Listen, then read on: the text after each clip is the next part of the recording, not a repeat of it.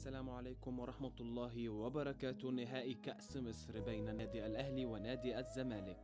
سوف نتعرف سريعا على موعد وتوقيت المباراة وجميع القنوات الناقلة، ولكن قبل معرفة جميع التفاصيل لا تنسى الصلاة على النبي محمد صلى الله عليه وسلم وعمل إعجاب للفيديو واشتراك في القناة ليصلك كل ما هو جديد. أمامكم التفاصيل الآن. وبعد أن فاز النادي الأهلي بنتيجة كبيرة جدا على بلدية المحلة في مباراة مؤجلة من الدوري المصري، يستعد بكل قوته لملاقاة نادي الزمالك في نهائي كأس مصر 2023-2024 في المملكة العربية السعودية وخاصة في الرياض.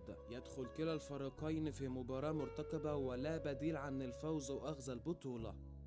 النادي الأهلي لإسعاد جمهوره وتكملة النتائج الإيجابية الأخيرة، ونادي الزمالك مع الصفقات الجديدة والمدرب الجديد يريد أخذ البطولة.